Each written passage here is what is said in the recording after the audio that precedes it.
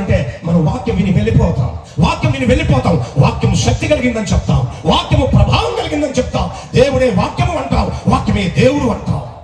కానీ వాక్యాన్ని వినేసి వెళ్ళిపోతాం. అందుకని ఈ రోజున దేవుని బిడ్డగా గమనించాలి. ఈ కోతను కోసేవారు పనివారు కావాలి. పనివారు కొడవలు పట్టుకుని నడుము వచ్చి కోతను కోసేవారు కోస్తున్నారు. పనులుగా మార్చబడ్డాయి. ఈ పనుల మధ్య పరగ ఉంది. దేవునికి స్తోత్రం చెబుతాం. ఈ పరగ వెనుక దరిద్రంతో వచ్చినటువంటి నా దేవుని బిడ్డ తినడానికి కూడా భోజనం లేక, ఓ సమర్పణతో, ఓ ప్రతిష్టతో దేవుని కొరకు సమస్తము త్యాగం చేసి, ఎక్కడో మోయాబు దేశం నుండి, ఎక్కడో శాపగ్రస్తమైన దేశం నుండి, దేవుడు ఉమ్ము వేసే దేశంలో నుండి, దేవుడు తన కాళ్ళను కనుక్కునే పల్లెపు అనుభవం కలిగినటువంటి శాపగ్రస్తమైన దేశం. నా దేవుని బిడ్డ రాత్రి మీకు ఒక విషయాన్ని చెప్పాను. లోతును గురించి చెప్పాను. లోతుకు పుట్టినటువంటి వాడే మోయాబు. లోతుకు ఎలాగో పుట్టాడో మీ అందరికీ తెలుసు. లోతుకు 2 కుమార్తెలు, భార్య ఉపస్తంభం అయిపోయింది. అయితే వారు ఒక గుహలో ఉన్నప్పుడు వారిద్దరూ మాట్లాడుకుంటున్నారు. అక్క చెల్లెలు మాట్లాడుకుంటున్నారు. ఈ ప్రపంచంలో వినడానికి కూడా చాలా భయంకరమైన మాట. అక్కతో చెల్లి అంటుంది, చెల్లితో అక్క అంటుంది, అక్క చేద్దాం అంటే పిల్లలు ఏం చేస్తున్నారో కూడా తెలియనంత మత్తులోనికి తల్లులు వెళ్ళిపోయారు. జాగ్రత్త. నీ పిల్లలు ఏం చేస్తున్నారో కూడా నువ్వు తెలుసుకోకపోతే నువ్వు ఏదో పాపపు మత్తులో ఉన్నావు. ఇప్పుడు లోతు బాగా త్రాగాడు. ఎందుకు లోతుల గురించి ప్రస్తావించానంటే, ఇటువంటి భయంకరమైన పరిస్థితుల్లో నుండి, పాపపు చీకటి కలిగిన దొంగ ఊపిలో నుండి, శాపగ్రస్తమైన దానిలో నుండి శాపాన్ని విమోచించే ఒక రక్షకుని తీసుకొచ్చిన రూతు లాంటి గొప్ప వ్యక్తులు పుట్టిన ఈ భూమిలో ఇక్కడ కూర్చున్నటువంటి వారు ఒక్కరైనటువంటి వారు కావాలి. ఒక్కరైనా రావాలి. ఎస్. ఈరోజు నేను ఎందుకు ఈ మాట చెప్తున్నానంటే, నేను లోతు కుటుంబం కాదు అని అనుకోవచ్చు. 100% మన కుటుంబాలు లోతు కుటుంబాలే. ఎందుకో తెలుసా? మన పిల్లలు ఏం చేస్తున్నారో మనకే తెలియదు, మనం ఏం చేస్తామో మనకే తెలియదు. ఏదో మత్తు, నీ మత్తు నీది, సినిమాల మత్తు, సెల్ ఫోన్ మత్తు. అంతేకాదు పిల్లలు ఏం చేస్తున్నారో కూడా చూసి మందలించలేని పరిస్థితి. అంతేకాదు ఒక సంగతి కూడా చెప్తాను వినండి. ఏం సంగతి అంటే, లోతు 2 కూతుళ్ళు కూడా గర్భవతులు. 6వ నెల వచ్చింది, 9వ నెల వచ్చింది. గర్భముతో వారు ఆ ఇంట్లోనే సంచరిస్తున్నారు. గర్భాన్ని కూడా చూడడా? ఈ రోజున పాపము మన ఇళ్లలో గర్భం ధరించింది. పాపం మన కుటుంబాల్లో గర్భం ధరించింది. గమనించే పిల్లలు ఎంతమంది ఉన్నారు? గమనించే క్రైస్తవులు ఎంతమంది ఉన్నారు? లేదు.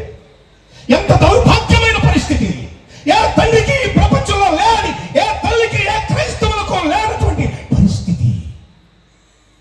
దయచేసి మన సేవల్లో కూడా అదే జరుగుతుంది. ఆత్మ సంబంధమైన తండ్రులము అయితే మన సంఘంలో ఎంతమంది పాపంతో ఉన్నారో తెలుసుకోలేని సేవకులు కూడా ఉన్నారు. తండ్రి అనగా సేవకుడు. చాలా మందికి మనం పరిచయం చేస్తాం, నా ఆత్మీయ తండ్రి అని. ఈ రోజున సేవకులు కూడా సంఘంలో ఎటువంటి పరిస్థితులు నా దేవుని బిడ్డ జరుగుతున్నాయో తెలుసుకోలేని ఆత్మీయ తండ్రులు. 9వ నెల వచ్చిందట పెద్ద కుమార్తెకు, చిన్న కుమార్తెకు కూడా 9వ నెల వచ్చింది. 2 9వ నెల కలిగి ప్రసవించడానికి సిద్ధమైనటువంటి 2 కుమార్తెలు ఆ ఇంట్లో ఉంటే, లోతు నువ్వేం చేస్తున్నావు? మత్తు.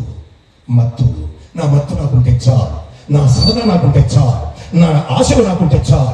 వారు ఏమైపోయినా పర్వాలేదు, నా కానుక నాకు వస్తే చాలు, నా దశంభాగం వస్తే నాకు చాలు, నా రాబడి వస్తే నాకు చాలు. వారు ఏమైపోయినా, పాపంలో గర్భం ధరించినా నాకు అక్కర్లే. ఇదా ఈనాడు జరుగుతున్న అనుభవం. నా దేవుని బిడ్డలారా జాగ్రత్తగా గ్రహించా. ఎందుకు ఈ మాట నేను చెప్తున్నానంటే, లోతు ఇంట్లో 2 ప్రసవాలు జరిగాయి. అప్పుడు కూడా తెలుసుకోలేని తండ్రివిగా ఉంటే, అప్పుడు కూడా తెలుసుకోవాలని ఒక క్రైస్తవుడిగా మన కుటుంబాలు సాగిపోతున్నాయి, మన విశ్వాసం సాగిపోతుంది. అందుకే ఇప్పుడైనా నిద్రించిన మనం మేల్కొందుముగాక. మన కుటుంబాల్లో ఏం జరుగుతుందో కనీసం తెలుసుకుని, కనీసం మోకాళ్ళని ప్రార్థన చేయగలిగే పరిస్థితుల్లోనికి మనం ఎదుగుదుముగాక. నా దేవుని బిడ్డలారా, వాళ్ళిద్దరూ ఇంకా చెప్పాలంటే మగపిల్లల్ని కన్నారు. అక్కడ కూర్చున్న నీవు, నేను, ప్రతి ఒక్కరు నీ ఇంటిని గురించిన జాగ్రత్త తీసుకోకపోతే లోతు కుటుంబాలుగా సాగిపోతూ ఉన్నాయి. అందుకే ఎందుకు చెప్పానంటే, ఇంత నీచమైన కుటుంబంలో నుండి ఒక వ్యక్తిని దేవుడు లేపాడే. ఈ రాత్రి ఎంతమంది ఉన్నారే, దేవునికి అవసరమైన ఒక వ్యక్తిని కూడా ప్రభు లేపలేడా? అందుకే దేవుని పిల్లలారా, నువ్వు రావాలి దేవుని కొరకు. అటువంటి నీచమైన కుటుంబంలో నుండి లోతును దేవుడు లేపి, లోతులో నుండి దావీదును తీసుకొచ్చి, దావీదులో నుండి క్రీస్తుని తీసుకొచ్చాడు ప్రభు. ఈ రాత్రి క్రైస్తవ కుటుంబంలో సంఘంలో నుంచి ఇతరులకు ఒక సందేశమైన నీలో నుండి లేకపోతే నీ క్రీస్తువు వ్యర్థం, నీ బాప్తిసం వ్యర్థం, నీ భక్తి వ్యర్థం. నా దేవుని పిల్లలారా, నువ్వు నీతిమంతుడు అని చెప్పుకోవడం వ్యర్థం. ఎందుకంటే గుడ్డి భక్తి జరిగిపోతుంది. చాలా మంది ఏదో మైకల్లో వాస్తవం తెలుసుకోకుండా, దేవుని చిత్తం ఎరగకుండా ఎందుకు క్రైస్తవ్యంలోనికి వచ్చాం, ఎందుకు రక్షించబడ్డాం, ఎందుకు ఆరాధించుతున్నాం, ఎందుకు కుటాలు కొడుతున్నాం, ఎందుకు బైబిల్ చదువుతున్నాం, ఎందుకు ప్రార్థన చేస్తున్నాం తెలుసా? తెలియదు. సాగిపోతుంది స్థాయిగా అంటాను. అది లోతు పరిచయం, అది లోతు పరిచర్య, అది లోతు కుటుంబం. నీ కుటుంబ అనుభవాలు నీకు తెలియకపోతే, నీ ఆధ్యాత్మిక జీవిత విలువలు నీకు తెలియకపోతే నువ్వు లోతు కదా. అందుకనే దేవుని బిడ్డ ఆ లోతుని గురించి విన్నప్పుడు ఎన్ని విషయాలు గుండెను తొలిచి వేస్తాయి, గుండెను పగలగొడతాయి. అందుకనే దేవుని పిల్లలారా, బైబిల్ చెప్తున్న అద్భుతమైన సత్యం, అబ్రహాములో నుండి ఇస్సాకు వస్తే లోతులో నుండి దేవుని రూతుని తీసుకొచ్చాడు. ఆమేన్, హల్లెలూయా, హల్లెలూయా. దేవుని పిల్లలారా, ఎందుకు ఈ మాట నేను చెప్తున్నానంటే, అనాథగా వచ్చింది. ఎలాగూ వచ్చిందో చెప్తాను వినండి. ఆమె ఏం చేస్తుందంటే పరిగె వెనక ప్లీజ్ పరిగె వెనక అనగా పరిగె తనకంటే ముందుగా ఉంది, పరిగె ఆ పొలంలో ముందుగా ఉంది. పరిగె నా దేవుని బిడ్డ, ఈ పరిగె ఎవరి కోసము అని చెప్పాను అని అంటే, బైబిల్ చెప్తుంది అని అంటే దిక్కుమాలిన వారికి. ఎస్, రూతు నడుము వంచి పరిగె కంటే ముందుగా. రూతు ఏ స్థితిలో ఉందంటే, బోయాజు పొలంలో ఉన్న పరిగె తనకంటే ముందుగా ఉంది, రూతు దిగువలో ఉంది. ఎంత దరిద్రంలో ఉంది. ఎందుకంటే మన అమ్మ నాన్న కష్టపడి నీకు దరిద్రం లేకుండా, ఒకవేళ పెళ్ళి అయితే నీ భర్త రాత్రి పగలు కష్టపడి నీకు ఏ లోటు లేకుండా చేస్తున్నాడు కనుక ఆ దరిద్రాన్ని గురించి అర్థం కాదు. ఆ దరిద్రాన్ని గురించి అర్థమైతేనే యేసు ఎవరో నీకు అర్థమవుతాడు. ఎక్కడుంది రూతు ఎక్కడుంది? పరిగె కంటే దిగువ భాగంలో ఉంది, పరిగె కంటే చాలా దిగువ భాగంలో ఉంది. అంతేకాదు, తన స్థాయి ఏమిటంటే, ఎవరో పొలంలో ఉన్నటువంటి ఆ పరిగెను, వారు విడిచిపెట్టిన పరిగెను తీసుకుంటేనే కానీ ఆమె కడుపు నిండదు, ఆకలి తీరదు, జీవనం గడవదు. అటువంటి స్థితిలో ఉన్న రూతును దేవుడు ఈ రాత్రి ఏమని పిలుస్తున్నాడో ఆలోచించేద్దాం. నా దేవుని బిడ్డలారా, బైబిల్ చెప్తున్న అద్భుతమైన సత్యం. ఇప్పుడు బోయాజు ఉన్నాడు. దేవునికి మహిమ కలుగును గాక. చెబుదాం హల్లెలూయా. బోయాజు ఉన్నాడు. బోయాజు పొలంలోనికి వచ్చాడు. దైవ సేవకులు బోయాజు అని అనుకుంటే, నా దేవుని బిడ్డ పొలంలోనికి రాగానే ఎవరో ఒక ఆమె క్రొత్తగా కనబడుతుంది, నడుము వంచింది, తీక్షణగా పనిచేస్తుంది. తన పరిస్థితిని చూసినప్పుడు ఏదో ఒక సందేశం, తన పొలంలోకి రాగానే వచ్చిన బోయాజుకు ఏదో అవసరం కనబడుతోంది. ఇక్కడ కూర్చున్న మీరు దేవుని పొలంలోనికి వచ్చారు. ఆయన మన మధ్యలో ఉన్నారు. ఆయన మధ్యలో ఉన్నప్పుడు నీ అవసరం ఆయనకు తెలుసు. రంగానే నీ ఏ అవసరంతో వచ్చావు, ఏ కన్యలతో వచ్చావు. నా దేవుని బిడ్డలారా, బైబిల్ చెప్తున్న అద్భుతమైన సత్యం. చాలా మంది ఇక్కడికి సరదాగా వచ్చిన వాళ్ళు ఉన్నారు, కాలక్షేపంగా వచ్చిన వారు ఉన్నారు, ప్రేక్షకులుగా. రూతు అలా రాలేదు. రూతు ఒక కథతో వచ్చింది. ఎస్, రూతు వచ్చిన కారణం పట్టణంలో దొరుకుతుంది. అయితే బోయాజు చూశాడు, అందరూ తన పొలంలో చక్కగా ఉన్నారు, ఈ కుడికలు అద్భుతంగా ఉన్నారు, సంఘంలో అద్భుతంగా ఉన్నారు. ఎవరో ఒక ఆమె దిగులు పడుతోంది, భయముతో ఉంది, ఆమె ఏదో అవసరంలో ఉంది అని గుర్తెరిగినటువంటి ఈ వ్యక్తి, నా దేవుని బిడ్డ బోయాజు పొలంలో ఉన్నటువంటి మేస్త్రిని అడుగుతున్నాడు, అయ్యా ఆమె ఎవరు? ఈ రాత్రి నా దేవుని బిడ్డ, ఆ బోయాజు, ఆ పరమ బోయాజు నువ్వెవరో పట్టించుకోకుండా పోయేవాడు కాదు. నీ కొరకు సర్వము ఎంక్వైరీ చేసేవాడు. దేవునికి స్తోత్రం.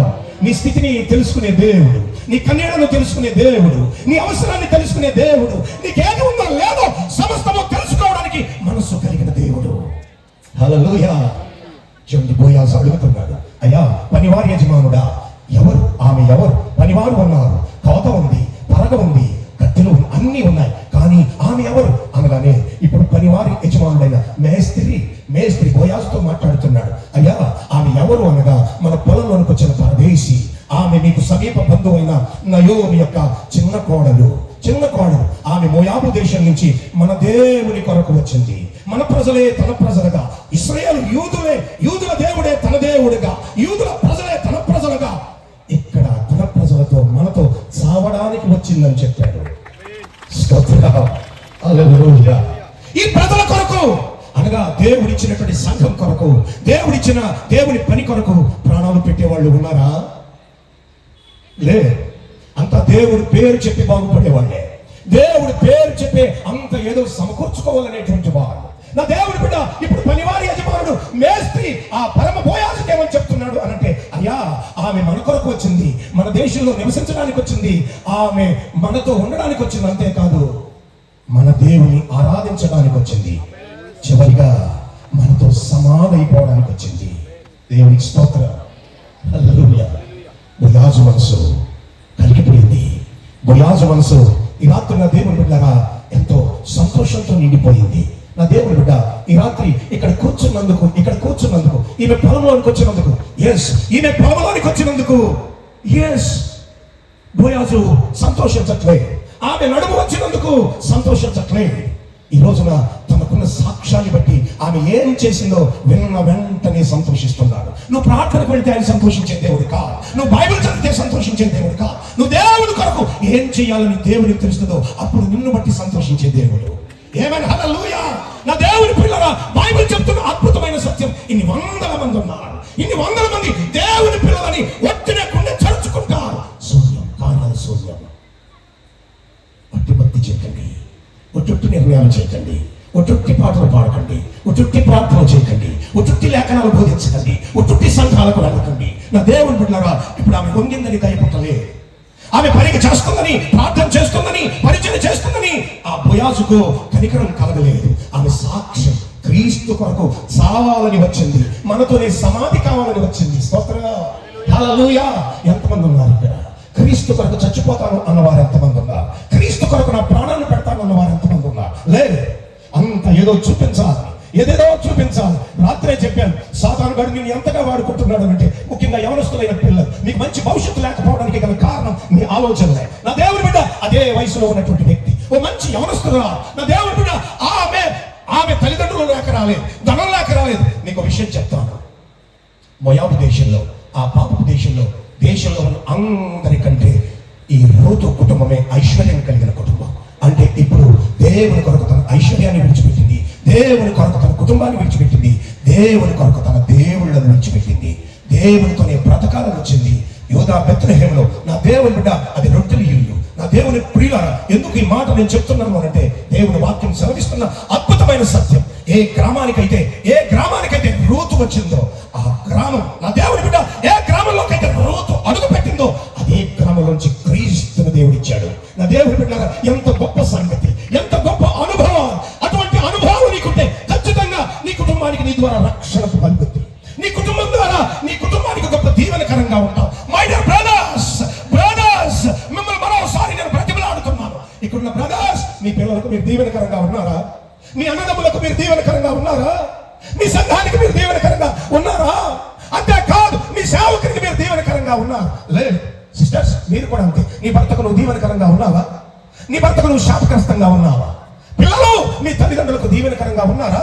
లేదా మీ తల్లిదండ్రులు మిమ్మల్ని బట్టి తల ఉంచుకుని సిగ్గుతో కుమిలి చచ్చిపోవాలనుకునే సాక్ష్యాన్ని కలిగి ఉన్నారా? ఈ రాత్రి ఆలోచన చేసుకో. ఒట్టినే ఊరికే వచ్చి వెళ్ళిపోతే నీకంటే శాపగ్రస్తమైన వ్యక్తులు ఎవరు ఉండరు. అందుకని మంచి మనసాక్షి ఉందిగా. క్రైస్తవ జీవితం అంటేనే మంచి మనసాక్షి చచ్చిపోతే నేనేం చేయలేను, మనసాక్షి చచ్చిపోతే మనం ఏం చేయలేము. అందుకే రాత్రి ఇక్కడ కూర్చున్న ప్రతి వ్యక్తిని మనసాక్షి బలవంతం చేయను గాక, మనసాక్షి రేపును గాక, మనసాక్షి మండును గాక. మనసాక్షి చేస్తే ఏం చేయలేను. నేను అంటాను, మనిషి అయినా చచ్చిపోవచ్చు కదా, మనసాక్షి చావకూడదు. నీ మనసాక్షి నీతో మాట్లాడుతూ ఉండాలి. చూడండి, ఇప్పుడు ఆమె గురించి వెళ్ళగానే నా దేవుని కొరకు తన దేశాన్ని విడిచిపెట్టింది, తన బంధువులు విడిచిపెట్టింది, తన బలగాన్ని విడిచిపెట్టింది, తన ఐశ్వర్యాన్ని విడిచిపెట్టింది. ఏమీ లేకుండా అన్ని ఉండి దరిద్రంలోనికి వచ్చింది. దేవుని కొరకు సమస్తము విడిచిపెట్టేసింది. మీకు సంగతి చెప్తా. తనకు తోటికోవడం సిస్టర్ ఉండేది, ఆమె నయోమి మాటలు చొప్పున వెనక్కి వెళ్ళిపోయింది. ఎందుకంటే నయోమికి ఇద్దరు కోడలు ఉన్నారు, వార్ఫా, రూతు. ఇద్దరు కలిసి బయలుదేరుతుంటే నా దేవుని బిడ్డ నయోమి పెద్దది, వయసు కలిగింది. ఇక్కడ వయసు కలిగిన పెద్దలైన సిస్టర్స్ కి నేను ఒక సందేశాన్ని చెప్పాలనుకుంటున్నాను. దేవుని బట్టి దేవుడే సందేశాన్ని చెప్పాలనుకుంటున్నాడు. నా దేవుని బిడ్డ విగ్రహారాధన నుండి, లోకంలో నుండి, ఆ మోయాబులో నుండి యోధా బెత్లెహేములోనికి ఇద్దరు యవనస్తులైన ఆడపిల్లలు బయలుదేరారు. మేము కూడా నీ దగ్గరికి వస్తాం, మీ దేశానికి వస్తాం, మీ దేవుని ఆరాధన చేస్తామని అంటే ఈ పెద్దావిడ ఏమంటుందో తెలుసా? ఆలోచించాలి. పేరుకు నయోమే, కానీ ఆమె మాటలు చాలా చేదైన మాటలు. ఆమె అంటది, అమ్మలారా మీరు రావద్దు, మీరు మోయాబులోనే ఉండండి. మోయాబు అనగా శాపం. వారు యోధా బెత్లెహేములోకి వస్తా ఉంటే యోధా బెత్లెహేములోకి రావద్దు అంటుంది. ఈ రోజున చాలా మంది రక్షణకు మీరే కారణంగా లేవేమో. ఎస్, నీ కుటుంబంలో చాలా మంది రక్షణకు నువ్వే అడ్డుగా ఉన్నావేమో. ఏమంటున్నా, అమ్మలారా మీరు రావద్దు, మీరు వచ్చేది ఎక్కడికి? రక్షణలోనికి. మీరు వచ్చేది ఎక్కడికి? యోధా బెత్లెహేములోనికి. మీరు వచ్చేది ఎక్కడికి? జీవము కలిగిన దేవుని దగ్గరికి. ఎక్కడి నుండి వస్తున్నావు? పాపంలో నుండి, చీకట్లో నుండి అంటది. రావద్దు, మీరు రావద్దు. ఎస్ అమ్మా, త్వరగా రండి, దేవుని దగ్గరికి వచ్చి మీ పాపాలను కడుక్కోండి, దేవుని దగ్గరికి వచ్చి మీరు దీవెన పొందండి, ఆ పరిశుద్ధులైన దేవుని ఆరాధించండి అని చెప్పవలసిన వయసు కదా. ఆలోచించండి నా దేవుని బిడ్డలారా. అయితే వాళ్ళతో అంటుంది, ఈ ప్రపంచంలో ఏ క్రైస్తవురాలు అన్నటువంటి మాట అంటుంది, క్రైస్తవ స్త్రీలు సిగ్గుపడే మాట అంటుంది. అమలాగా నా మాటనక మీరు నాతో వస్తే నేను మరలా తిరిగి మీకు వివాహాలు చేయలేను, కాదుకూడదని ఈ రాత్రికి రాత్రి నేను వేరు పురుషుల దగ్గరికి. నీ వయసు అంతా నీ మాటలేంటి? నయోమి అంటుంది, పెద్ద వయసులోకి వచ్చిన నయోమి నీతిని ప్రత్యక్షం చేయవలసింది, తన ఎదుగుతున్నటువంటి యవనస్తులకు మాదిరి పరిశుద్ధమైన మాటలు చెప్పాల్సింది. పెద్ద వయసు కలిగినటువంటి వ్యక్తి, పిల్లలు కన్న వ్యక్తి, నా దేవుని బిడ్డ పాపం నుండి కొందరు వస్తానంటే ఏం చెప్పాల్సింది? ఇప్పుడు నయోమి అంటుంది, యవనస్తులారా, నా కుమార్తెలారా, ఈ రాత్రి నేను వేరే పురుషుల దగ్గరికి వెళ్ళి పిల్లల్ని కంటదట. నీ వయసు ఎంత? నువ్వేం మాట్లాడుతున్నావు? ఏ దేవుని దగ్గరికి వెళ్తున్నావు? ఏ లేఖన భాగం నీకుంది? నా దేవుని బిడ్డలారా, ఈ రోజున చాలా మంది క్రైస్తవ స్త్రీల నోట నుండి ఏ మాటలు వస్తాయో కూడా అర్థం కాని మాటలు. యవనస్తులైతే మరీ చెడుగు మాటలు. నీ నోట నుంచి వచ్చే ప్రతి మాటకు నువ్వు లెక్క అప్పగించవలసిన అవసరం ఉంది. నోరు నా ఇష్టం కాదు. ఇప్పుడు అంటుంది నయోమి అంటుంది, అమ్మలారా ఈ రాత్రికి నేను ఏ పురుషుల దగ్గరికి వెళ్ళి గర్భము ధరించి పిల్లల్ని కని. వయసు మళ్ళీ నా కోరికలు చావాలి. వయసు మళ్ళీ కొంతమంది అంతే, వయసు మీద పడుతున్నా వయసును కప్పిపుచ్చుకునేటువంటి స్త్రీలు కూడా ఉంటారు. ఎంత వయసు అయినా ఇంకా చిన్నపిల్లలుగానే కనబడాలని అనుకుంటారు. నా దేవుని బిడ్డలారా, జాగ్రత్త, ఇది దైవ సంబంధమైనటువంటి మనసు కాదు. చూడండి నయోమి ఎంత భీకరమైన మాట. ఆమె మాట వల్ల ఒక ఆమె పాపంలోనికి వెళ్ళిపోయింది. ఆమె మాట వల్ల ఒక ఆమె యోధా బెత్లెహేములోనికి రాకుండా మోయాబుకు వెళ్ళిపోయింది. ఈ రాత్రి మై డియర్ సిస్టర్, నిన్ను నువ్వు పరిశీలన చేసుకో. దేవుని దగ్గరికి రావాల్సినటువంటి వ్యక్తులు నీ మాటలే కొంతమందిని లోకంలోకి పంపిస్తున్నాయి. లోకంలో ఉన్న వారికి నీ మాట దేవుని దగ్గరికి తీసుకురావాల్సిన మాటలు మాట్లాడవలసింది. అందుకే పేతురు గారు అంటాడు, నీ నోట కృపాసహితమైన మాటలు రావాలి. లేదు, క్రైస్తవులమే దేవుని వాక్యం చదువుతాం, ప్రార్థన చేస్తాం, అదే నోటితో శాపగ్రస్తమైన మాటలు మాట్లాడతాం. నువ్వు మాట్లాడితే ఒక పాపికి పశ్చాత్తాపం కలగాలి. నువ్వు మాట్లాడితే పాపం చేసే వారికి భయం పుట్టాలి. నువ్వు మాట్లాడితే అనేక మంది క్రీస్తు దగ్గరికి రాగలగాలి. నువ్వు మాట్లాడితే నీ మాటలో నుండి దేవుని అభిషేకం నువ్వు మాట్లాడే వారి మీద పనిచేయాలి. లేదు, ఇంకెందుకు నీ క్రైస్తవ్యం? అట్లీస్ట్ నీ మాట నీ పిల్లలకైనా మంచి జీవితాన్ని ఇస్తుందా? అట్లీస్ట్ నీ మాట నీ భర్తకైనా మంచి జీవితాన్ని ఇస్తుందా? లేదు. చూడండి, అప్పటికి రూతు దేవుని కొరకు బలమైన తీర్మానం తీసుకుంది. ఆ బలమైన తీర్మానం ఏమిటో తెలుసా? చావాలి, దేవుని కొరకు ప్రాణం పెడతాను, ఆ దేవుని దగ్గరికి వెళ్ళాలి, ఆ దేవుడే నా దేవుడు, ఆ దేవుని చూడాలి, ఆ దేవుని వంశంలోనికి చేరాలి, ఆ దేవుని రక్షణ పొందాలి, ఆ దేవుడే నాకు కావాలి. ఇంత పరిశుద్ధుడు, ఇంత ఉన్నతుడు సర్వలోకంలో నేను చాలా మంది అరుగుతును, కానీ నేను విన్న నా దేవుడు, ఆ దేవుడు మహోన్నతుడు, పరిశుద్ధుడు. అంటే పాపం లేనివాడు. పాపం లేని వాడి దగ్గరికి వెళ్తే నా పాపం పరిహరిస్తాడు. అందుకని ఆయన వరకు బ్రతకాలనుకుంది, పాపం లేని వ్యక్తిగా బ్రతకాలనుకుంది. నా దేవుడు ఈ ప్రపంచంలో పాపంలోనే బ్రతికి ఆనందించాలంటే ఏసు అక్కర్లేదు. యేసు కావాలంటే పాపం లేకుండా ఉండే వ్యక్తిగా ఉండాలి. చూడండి, ఇప్పుడు బైబిల్ చెప్తున్న అద్భుతమైన సత్యం. వెంటనే అక్కడున్న ఆస్తి కొరకు రాలేదు, అక్కడున్న పంట కొరకు రాలేదు, అక్కడున్న సుఖం కొరకు రాలేదు, అక్కడున్న స్కామర్ కొరకు రాలేదు, అక్కడున్నటువంటి పరిశుద్ధ దేవుని కొరకు సావాలని వచ్చింది. ఈ మాటలు తప్పకుండా నిన్ను నీవు జాగ్రత్త చేసుకోవాలి. అందుకే రూతు యొక్క అభిషేకం నీ కుటుంబంలో పనిచేయాలి. రూతు యొక్క అభిషేకం, రూతు తీర్మానం నీ శరీరం అణువణువు ఈ రాత్రి పనిచేయాలి. నీ రక్తాన్ని, నీ ప్రాణాన్ని, నీ మనసును రూతు మాటలు ప్రేరేపించాలి. దేవునికి స్తోత్రం. హల్లెలూయా, హల్లెలూయా. దేవుని పిల్లలమని పేరు చెప్పి నయోమి ఇలా బ్రతకడానికి మంచిది కాదు. దేవుని పిల్లలమని చెప్పి నయోమిలా మాట్లాడటం మంచిది కాదు. అందుకని ఈ రోజు ఇక్కడ చేరినటువంటి మన వ్యక్తిత్వం ఒకసారి మనల్ని మనం పరిశీలన చేసుకుందాం. నీ మాట ద్వారా కొందరికైనా క్రీస్తుని గురించిన అనుభవాలు వస్తున్నాయా? లేదు. కన్నీళ్లు ఉండొచ్చు, దరిద్రం ఉండొచ్చు. కన్నీళ్ల మధ్య, దరిద్రం మధ్య ఒక బలమైన తీర్మానం ఉంది. ఆ బలమైన తీర్మానం ఉంటేనే ఈ రాత్రి ఈ ప్రాంగణంలోంచి వెళ్ళటం మంచిది. లేకపోతే ఎన్ని రాత్రులు దేవుని వాక్యం ఉన్నా నీ వినికిడి దేనికి పనికిరాదు. ఆత్మనింద, పరిస్థితి ఆత్మనింద. నా దేవుడు నా ఈ రెండే పనిచేస్తాయి. నిన్ను నీవుగానే స్థుతించుకోవాలి, నిన్ను నీవుగానే సంతోషించడం, నీ భక్తిని చూసి నువ్వే సంతోషించడం మంచిది కాదు. అందుకని ఈ రోజున నేను అంటాను, నీ విశ్వాసాన్ని చూసి నువ్వు సంతోషించడం కాదు, నిన్ను చూసినటువంటి పరమ బోయాజు సంతోషించాలి. నా దేవుడు పెట్టారా, ఇప్పుడు బోయాజు ఎప్పుడైతే ఈ పనివారి యజమానుడు ద్వారా ఈ సందేశాన్ని విన్నాడు, ఈ సాక్ష్యాన్ని విన్నాడు, ఆమె ఒక బలమైన పని చేసింది. దేవుని కొరకు ఒక బలమైన తీర్మానం చేసుకుంది. దేవుని కొరకు బ్రతకాలని వచ్చింది అని ఇప్పుడు ఈ పరమ బోయాజు ఏమని అంటున్నాడో బైబిల్లో రాయబడింది. బైబిల్లో గొంతెత్తి స్వరమెత్తి ఇప్పుడు అంటున్నాడు, నా కుమారి నీవు చేసిన దానికి దేవుడు తగిన ప్రతిఫలం ఇవ్వబోతున్నాడు. ఎందుకంటే నీవు యెహోవా రెక్కల నీడలో సురక్షితముగా ఉండడానికి వచ్చావు. దేవునికి స్తోత్రం. హల్లెలూయా, హల్లెలూయా. ఆ మాట చదువుతుంటే నవనాడులు కూడా ఆనందంతో నిండిపోతున్నాయి.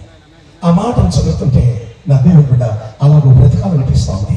దేవుని పిల్లల ఇక్కడ కూర్చున్నటువంటి ప్రతిభ మీరు దేవుని పిల్లలు కనుక ఖచ్చితంగా ఆ దైవ అభిషేకము, దైవపు అనుభవాలు నీలో నుండి చూసేవాడికి కనబడాలి. లేదు. ఇప్పుడు బోయాజు మరొక మాట కూడా అంటున్నాడు.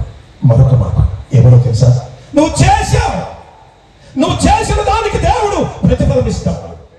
వినడం కాదు, చెయ్యాలి. దేవుని వాక్యం విని మార్కులు వేయటం కాదు, చెయ్యాలి. చేసేవారి దేవుని భక్తులు, చేసేవారి దేవునికి కావాలి, చేసేవారికి దేవుడు చేస్తాడు. అదే అంటున్నాడు ఇప్పుడు ఈ బోయాజు. ఆ మాటను మరోసారి క్షుణ్ణంగా చదువుకుంటాం. చూడండి ఒకసారి. రూతు గ్రంథం 2వ అధ్యాయం బైబిల్ ఉన్న వారందరూ చూడండి. 12వ వాక్యం. యెహోవా నీవు చేసిన దానికి ప్రతిఫలం ఇచ్చును. చేసిన దానికి చేసి ఇక్కడ కూర్చున్న దానికి కాదు, పొలంలోనికి వచ్చినందుకు కాదు, పరిగెడుతున్నందుకు కాదు, దేవుని మాట వింటున్నందుకు కాదు, ప్రసంగం రాసుకుంటున్నందుకు కాదు, దేవుని లేఖనాల్లో ఉన్న సత్యాన్ని గ్రహించి అలా చేసినందుకు. చెయ్యాలి.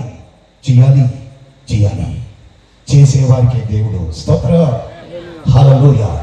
వినడానికి వస్తే టైం వేస్ట్, నువ్వు కూర్చున్న బరకాల అది వేస్ట్. హాయిగా ఇంటికి వెళ్ళి మంచి టీవీలో సినిమాలు చూసి నయనానందం పొందితే కొంతైనా హృదయానందం కలుగుద్ది. ఇక్కడికి వచ్చి చాలా మంది ప్రేక్షక పాత్రలా ఉన్నారు. దేవుని బిడ్డ రూతు అటువంటిది కాదు, ఏదో చేయడానికి వచ్చింది. దేవునికి స్తోత్రం. హల్లెలూయా. అందుకే ఇక్కడ కూర్చున్న దేవుని బిడ్డ రూతు వాక్యం నీ రక్తాన్ని ప్రేరేపిస్తే, రూతు వాక్యం నీ ప్రాణాన్ని ప్రేరేపిస్తే, రూతు అనేటువంటి ఈమె చరిత్ర నీ ఆత్మీయ జీవితాన్ని ప్రేరేపిస్తే, దేవుని కొరకు కార్యాలు చేసే వ్యక్తులుగా నన్ను కట్టుకో. తప్పకుండా దేవుడు నీ కొరకు గొప్ప కార్యాలు చేస్తాడు. ఈ మాట నేను చెప్తున్నాను అంటే జాగ్రత్తగా వినండి. ఇప్పుడు బోయాజు, అమ్మా నీవు చేసిన దానికి దేవుడు ప్రతిఫలం ఇవ్వబోతున్నాడు, ప్రతిఫలం ఇస్తాడు అని మరొక మాట చెప్తున్నాడు. ఏమో తెలుసా? ఏమని అంటున్నాడంటే, అమ్మా ఋతు భోజన కాల సమయం.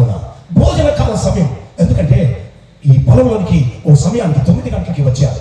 9 తర్వాత 10, 11, 12, 1 గంటకల్లా మధ్యాహ్నం భోజన సమయం అవుతుంది. దేవునికి స్తోత్రం కలుగునుగా. హల్లెలూయా. దేవుని పిల్లల జాగ్రత్త. మనకు కూడా ఒక భోజన కాలం ఉంది, మనకు కూడా ఒక విందు కాలం ఉంది. అందుకే బైబిల్ చెప్తున్న అద్భుతమైన సత్యం. బోయాజు అంటాడు, అమ్మా ఋతు భోజన కాల సమయమున నీవు వచ్చి నీ ముక్కను చిరకలో ముంచుకొని తినాలి. స్తోత్రం. చెబుదా హల్లెలూయా. బిగ్గరగా దేవుడిని స్తుతిద్దాం. హల్లెలూయా, హల్లెలూయా. నా దేవుని బిడ్డలారా, కోసేవారు కోస్తున్నారు. కోసేవారు ఎదుట కోత ఉంది, పంట ఉంది, కోసేవారు ఉన్నారు, పనులు ఉన్నాయి, పరిగె ఉంది. ఈలోగా భోజన కాలం అయింది. ఎప్పుడైతే భోజన కాలం అయిందో ఇప్పుడు రూతు ఎక్కడో ఉన్న ఈ రూతు, నా దేవుని బిడ్డలారా, అనాథగా వచ్చిన ఈ రూతు, అభాగ్యురాలుగా వచ్చిన ఈ రూతు దరిద్రురాలుగా వచ్చిన ఈ రూతు భోజన కాల సమయమున బోయాజు దగ్గరికి వెళ్ళాలి. దేవునికి స్తోత్రం. హల్లెలూయా, హల్లెలూయా. బోయాజు దగ్గరికి వెళ్ళాలి అని అంటే ఒక గొప్ప సంభవాన్ని మనం గ్రహించగలగాలి. బోయాజు దగ్గరికి వెళ్ళాలంటే చాలా మందిని దాటుకుంటూ వెళ్ళాలి. అందుకే ఇవన్నీ ఓరకనే మీరు నవ్వుతారని కాదు, ఓరకనే మీ పళ్ళు బయటకు పెడతారని కాదు. నా దేవుడు బిడ్డలారా, ఎందుకు ఈ మాట నేను చెప్తున్నాను అంటే భోజన కాలం అయింది. ఆ ప్రియుడైనటువంటి బోయాజు, పరమ బోయాజు, మహిమ కలిగిన దేవుని నీ శాపాన్ని, నీ దరిద్రాన్ని, నీ కన్యలను, నీ కుటుంబాన్ని సమస్త సమానంగా మార్చగలిగే శక్తివంతుడు మన ప్రభు అయిన యేసుక్రీస్తు. ఆయన దగ్గరికి నువ్వు చేరుకోవాలి. చేరుకోవాలి అంటే ఎంత మందిని అధిగమించాలో తెలుసా? ఈ రాత్రి దేవుని భక్తి అంటే చాలా మందికి హేళనగా మారిపోయింది. దేవుని భక్తి అంటే చాలా తేలిక మారిపోయింది. ఇక ఓకే, బాప్తిసం, రక్షణ, ఆత్మరక్షణ, ఎవరికి కావాలి నీ ఆత్మరక్షణ? ఎస్, బైబిల్ చెప్తున్న అద్భుతమైన సత్యం. భోజన కాలమున జనక దగ్గరికి వెళ్ళాలి. ముక్క ముచ్చుకోవడానికి నీకు ఒక రొట్టె ఉంది, ఓ రొట్టె ఉంది. ఆ రొట్టెను ముంచి చిలకలో ముంచి నువ్వు తినడానికి భోజన కాలమున నా దగ్గరికి రావాలి. భోజన సమయం అయింది. దేవునికి మహిమ కలుగును కాక. భోజన సమయం ఎప్పుడైతే అయిందో నా దేవుని బిడ్డలారా, ఇప్పుడు రూతు బోయాజు దగ్గరికి ప్రయాణం అవుతోంది. స్తోత్రం, హల్లెలూయా, హల్లెలూయా. భోజనం ఆ సమయం దగ్గరికి బోయాజు దగ్గరికి వెళ్ళాలంటే మొదటిగా దరిద్రతను దాటాలి. స్తోత్రం, హల్లెలూయా. నా దేవుని బిడ్డ పరిగెను దాటాలి. పరిగెను దాటింది. ఈ రోజు ఇక్కడ ఉన్నటువంటి నా దేవుని బిడ్డ క్రీస్తుని కలిగి ఉన్నావు. నీ కళ్ళీళ్లను దాటావా? లేదు. నీ శాపాన్ని దాటావా? లేదు. ఎక్కడ శాపం అక్కడే, ఎక్కడ దరిద్రం అక్కడే, ఎక్కడ ఘోష అక్కడే, ఎక్కడ పాపం అక్కడే. ఇంటి నిండా పాపం, ఒంటి నిండా పాపం, నిలువెల్ల శాపం. లేదు, చూడండి, దరిద్రం దాటింది. నా దేవుని బిడ్డ ఒక్కొక్కటి నా దేవుని పిల్లలరా చూడండి. ఇప్పుడు పనులు దాటాలి. పనులు దాటాలి. దేవునికి స్తోత్రం కలుగును గాక. హల్లెలూయా. పనులు దాటకమే కాదు, పనివారిని దాటాలి. స్తోత్రం. పనివారే కాదు, పంటను దాటాలి. పంటే కాదు, పనివారి యజమానుడైన మేస్త్రిని కూడా దాటి నా దేవుని బిడ్డ బోయాజు దగ్గరికి చేరాలి. దేవునికి స్తోత్రం. చెబుదా హల్లెలూయా, హల్లెలూయా. ఈ రోజు ఇక్కడ చేరిన దేవుని బిడ్డ ఈ అనుభవాలు నీ దగ్గర ఉన్నాయా? లేవు. ఓరకనే దరిద్రంలోనే ఉంటూ బోయాజును చూసి అసలు బోయాజు యొక్క ఆలోచనే తెలియదా? బోయాజు యొక్క మనసే తెలియదా? నేటి క్రైస్తవ సంఘానికి, నేటి ఉన్నటువంటి విశ్వాసులకు అసలు బోయాజు అనుభవాల గురించే తెలియదా? భజనలు జరుగుతున్నాయి, కూటాలు జరుగుతున్నాయి, బాప్తిసాలు జరుగుతున్నాయి. నా దేవుని పిల్లలారా, అందుకని ఈ రోజున దేవుని వాక్యం సెలవిస్తుంది. కొలసీ సంఘానికి పౌలు గారు రాస్తాడు, ప్రియులారా, దేవుని చిత్తం ఏమిటో పూర్ణంగా గ్రహించండి. ఈ రోజు ఇక్కడ చేయనటువంటి మీ వ్యక్తిగత జీవితంలో ఇదిగో ఎక్కడో పరిగె కూడా తనకంటే ఎగువే, పరిగ కంటే దిగువ స్థితి, పరిగంటే అనాథులకు ఇచ్చేది, పరిగంటే అనాథులు భోజనం చేసేది, ఆ దిక్కుమాలిన దౌర్భాగ్యమైన స్థితి నా దేవుని బిడ్డ కారణం ఏంటంటే క్రీస్తు కొరకు బ్రతకాలని వచ్చింది, దేవుని కొరకు జీవించాలని వచ్చింది, దేవుని ప్రజలతో సావాలని వచ్చింది. నా చావైనా నా బ్రతుకైనా పాటలు మాత్రం పాడేస్తారు. పాట పైన జీవితం ఉంటుంది. ఎస్, ఈ రోజున దేవుని బిడ్డలారా జాగ్రత్త. బైబిల్ చెప్తున్న అద్భుతమైన సత్యం. ఇందాక తమ్ముడు చక్కగా పాటలు నేర్పుతున్నారు, పాటలు నేర్చుకుంటున్నారు, కష్టపడి నేర్చుకుంటున్నారు. కానీ ప్రార్థనలా కష్టపడి నేర్చుకుంటారా? పాటలు నేర్పేవారు ఉన్నారు, దేవుని వాక్యాన్ని నేర్పి ప్రాక్టీస్ చేసేవారు లేదు. ప్రాక్టికల్ లైఫ్ కావాలి కదా, అంటే క్రియలు అనుభవం కావాలి. అదే చేసి ఏది చెయ్యాలో అది చేయకుండా చెయ్యక్కర్లేనిది సాధారణ చేయిస్తున్నాడు. ఈ రోజు ఇక్కడ చేయనటువంటి దేవుని బిడ్డ బైబిల్ చెప్తున్న అద్భుతమైన సత్యం. ఇప్పుడు భోజన కాలంలో ఎన్ని దాటుకుంటూ వెళ్ళింది.